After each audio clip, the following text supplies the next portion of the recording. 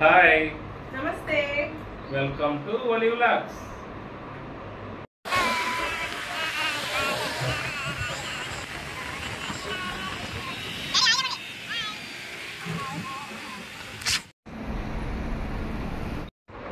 ఈ వీడియోని ఎక్కడ స్కిప్ చేయకుండా చివరి వరకు చూడండి, చాలా బాగుంటుంది.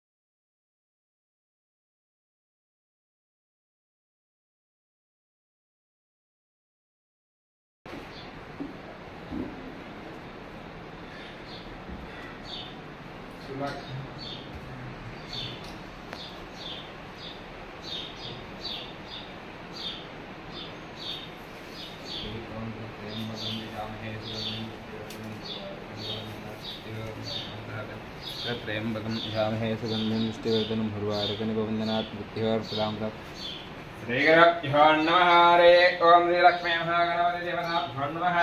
ओं गं गणानान्ताकर्तकं भवामहेकं कविनापोषसंजेतं ब्रह्मणां ब्रह्मस्नानस्पन्दं नोदविश्वेशास्त्रः श्रीगुरुभ्यो नमः। हरे ओं लक्ष्मी महागणपति देवताभ्यो नमः।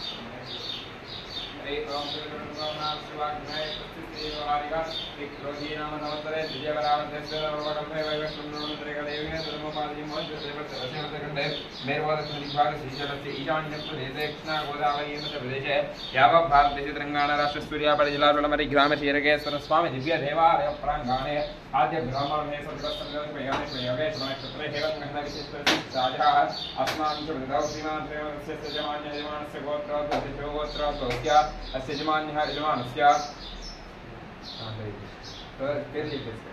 वेरे कंप्लीट सुखावली नाम से धर्मवती बाजीबी नाम से बाबावली नाम से धर्मिला नाम से बीजाबी नाम से सहवान वस्य सगडम सह ठीक है सर्वन सर्वात गस्य धागडम वस्य सौमात गसागडम भानम ममानि कोटि मम सहगडम बाणम श्रीपन कैष्ये।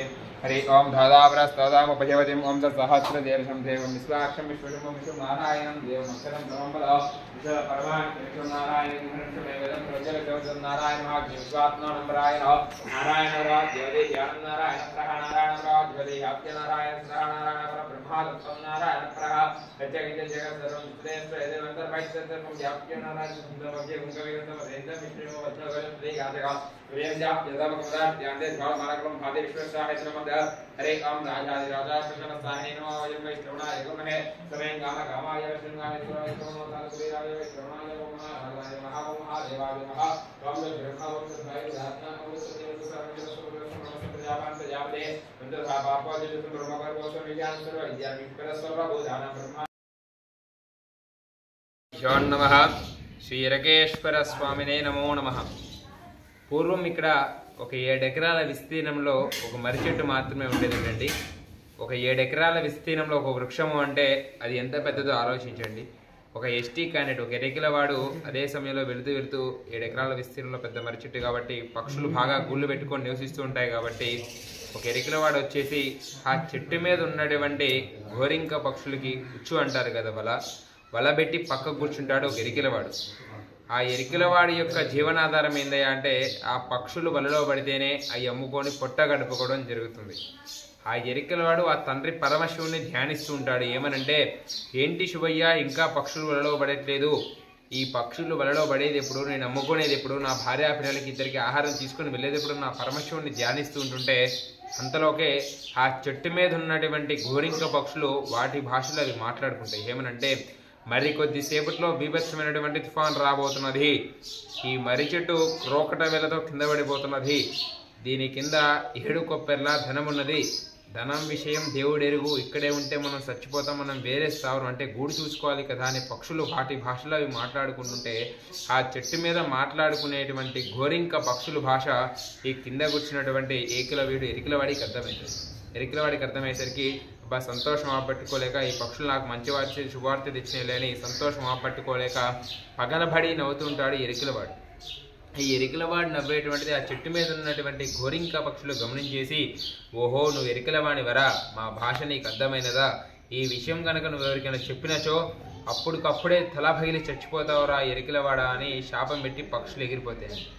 అదే సమయంలో ఒక బేతిరెడ్డి రాజుగారు ధర్మపత్ని నామేశ్వరమ్మ గారు అంటే సపటవారి సమేత అంటే భార్య పిల్లల్ని తీసుకొని వెళుతూ బాగా ఎండగా ఉంది కదా, 7 ఎకరాల విస్తీర్ణంలో ఇంత పెద్ద వృక్షమా, ఎవరైనా కనపడితే ఈ యొక్క మర్రి చెట్టు యొక్క విశిష్టత ఏందో తెలుసుకుందామని ఈ రాజుగారు భార్య పిల్లలతో ఆ చెట్టు కిందలా కూర్చుంటాడు.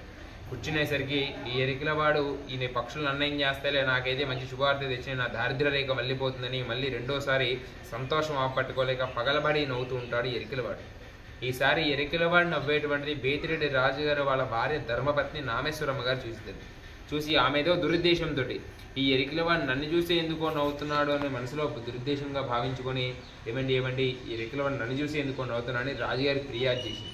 ఇటు భార్యను చూసి నవ్వుతున్నా అంటే భర్తకు కోపం వస్తుంది కాబట్టి అరే ఎరికిలవాడ ఈ తారా అని పిలిపించేసి ఎందుకు నవ్వుతున్నావు అంటే నేను చెప్పాను రాజుగారు అన్నట. కారణం లేకుండా అయితే నువ్వు నవ్వవు, ఇక్కడ ఉన్నది కేవలం నేను నా భార్య పిల్లలు మాత్రమే, నన్ను చూసినో లేక నా భార్యను చూసినో లేక నా ఇద్దరు పిల్లల్ని చూసిన నేను గట్టిగా గద్దిచ్చేసరికి చెబితే నేను చచ్చిపోతా రాజుగారు అన్నట. ఇటు చెప్పకపోతే నేను చంపుతారా అని రాజుగారు ఖడ్గం తీశాడు. ఇటు చెప్పినా చావే, ఇటు చెప్పకపోయినా సావే.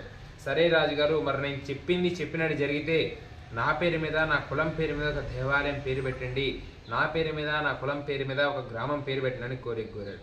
సరే నువ్వు చెప్పింది చెప్పినట్టు జరిగితే సరే చూద్దాంలే అనేసరికి నేను నిరికిలవాణి రాజుగారు మరి కొద్దిసేపట్లో బీభత్సమైనటువంటి తుఫాన్ రాబోతుందట, ఈ మర్రి చెట్టు క్రోకట వేలతో కింద పడిపోతుందట, దీని కింద 7 కొప్పర్ల ధనం ఉన్నదట, ఆ ధనం తీసుకుని నా పేరు మీద, నా కులం పేరు మీద దేవాలయం నిర్మించండి మహాప్రభుని పాద నమస్కారం చేసుకునే లోపే అప్పటికప్పుడే తల పగిలి చచ్చిపోయాడు ఎరికిలవాడు. అబ్బాయి ఇదేదో నిజమేనేమోనని ఆ బేతిరెడ్డి రాజుగారు పక్కకి వెళ్ళిపోయి మరి కొద్దిసేపట్లో అభిభత్సమైనటువంటి తుఫాను రావటం, ఆ మర్రి చెట్టు క్రోకట వేలతో కింద పడిపోవటం, దాని కింద ధనం దొరికితేనే ఈ దేవాలయం నిర్మించారండి. ధనం దొరికినాక ఎవరికైనా దురుద్దేశాలు వస్తాయి, సచ్చినోడు ఎట్టాగు చచ్చిండు, ఎవరూ లేరు, మనమే దోషేసుకుంటే పోలాని భార్యాభర్తలు ఇరువురు సంభాషించుకునేటువంటి లోపే ఆ యొక్క ఎరికిలవాడు తల పగిలిన ప్లేస్లోనే స్వామివారు పిలిచారండి. అందుకే ఎరకేశ్వర స్వామి దేవాలయం పేరాడాడు కాబట్టి ఎరకేశ్వర స్వామిని దేవాలయం పేరు పెట్టి ఒక గ్రామం పేరాడాడు కాబట్టి ఇక్కడ నుంచి ఒక 15 కిలోమీటర్ల దూరంలో ఎరకారం అని గ్రామం పేరు పెట్టారు. అదే ఈ గ్రామం పేరు ఎందుకు పెట్టారంటే మెయిన్ ఈ దేవాలయానికి ఉన్నటువంటి ప్రాముఖ్యత ఏంటంటే సంతానం లేని వారికి సంతానం ఇస్తుందండి. అందుకే పిల్లలు ఆ కాలం నాటి యొక్క మర్రి పిల్లల మర్రి అని ఈ గ్రామం పేరు పెట్టారు. అంతేకాకుండా ధనం దొరికింపేసి ఈ సర్కిలే మనం కూర్చున్నది. ఇంకా రజాకారులు ధనమే ఉందని పగలగొట్టడానికి ప్రయత్నం చేశారు, ఇక్కడ మధ్యలో క్రాక్ ఏర్పడింది, దాని వల్ల ఏర్పడింది అనమాట.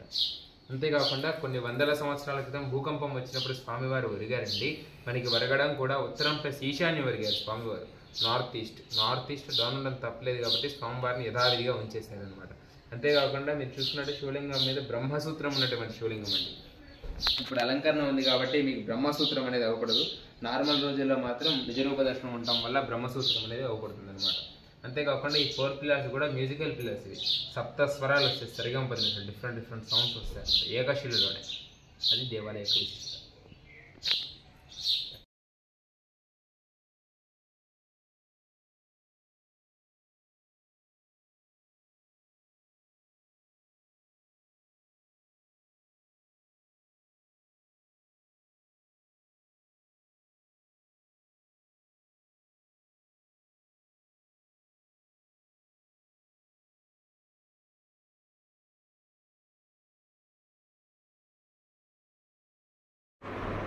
ప్లీజ్ లైక్, షేర్, సబ్స్క్రైబ్ చేయండి, కింద ఉన్న గంటని గట్టిగా కొట్టండి.